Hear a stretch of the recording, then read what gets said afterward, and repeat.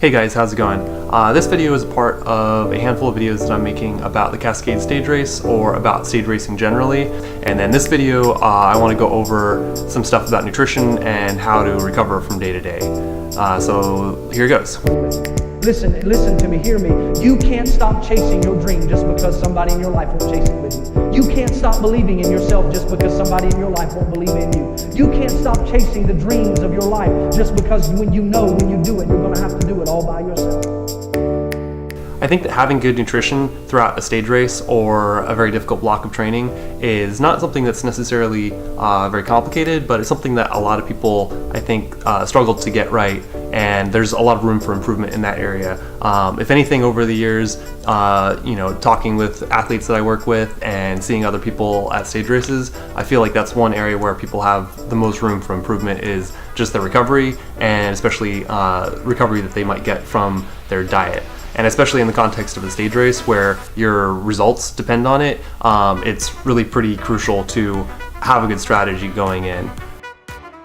Any effective nutritional and recovery plan that's going to allow you to get through a stage race as strong as possible is going to focus mostly on good hydration and good carbohydrate intake throughout the week. First and foremost, that's going to include, drinking a lot and taking in a lot of calories during your races. Hopefully you have a lot of experience in training and in past races that you know how much you can tolerate and what's going to work well for you. So just keep with what you know works for you and take in as many calories and as much fluid as you can, but definitely don't take in too much that you'll become uncomfortable while you're racing. As soon as you're done with each stage, you want to have a plan for how you're going to take in calories and fluids so that you can be as recovered as possible for the next stage.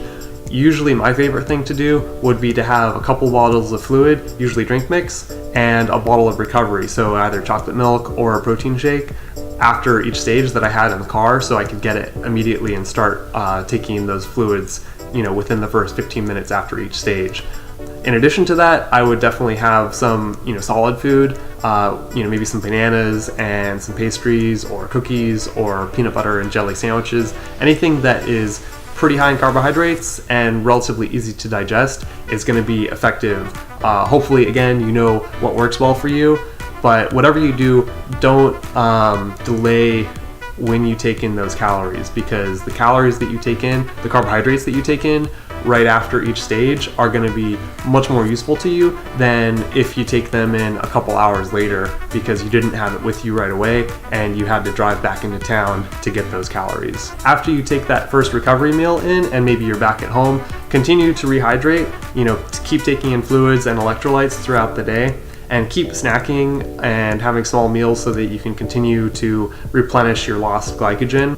I would try to front load your calories so you take most of them in the first 2 to 4 hours after your stage, and then slowly trickle down so that hopefully by the time you're having dinner, it's a pretty comfortable meal so that you can go to bed at a reasonable hour and not have a full stomach, so that you can get a good night's sleep and get the most recovery there as well. If you're somebody that takes naps, I would definitely encourage setting aside some time to get one in the early to mid-afternoon if you can. Just make sure that it doesn't disrupt your evening sleep. If you have work that you have to do, try to make time for that in the afternoon or the early evening so that you can get done whatever phone calls or emails you have to attend to and not have it impacting your sleep because either you stay up late or because you're stressed and thinking about work 10 at night when you're trying to go to bed. So get plenty of fluids, get plenty of carbohydrates, and get a really good night's sleep. Outside of that, try to stay relaxed, try to have fun, try not to be stressed or uptight. Don't spend the whole day talking about the race with your teammates or stressing over it. Definitely plan ahead for the next stage, maybe debrief what happened during the stage that you just did so that you can kind of learn from it and hopefully become a better racer from it. But don't spend all of your time during the stage race thinking about the race. During the race, focus on racing well and stay hydrated and stay well fed. After the race, try to recover as much as possible as soon as possible, and then try to just chill out so that you can relax and go to the next stage with good mental energy and fresh legs. So I really hope some of that was useful or interesting to you, and that's all I'm going to cover for this video.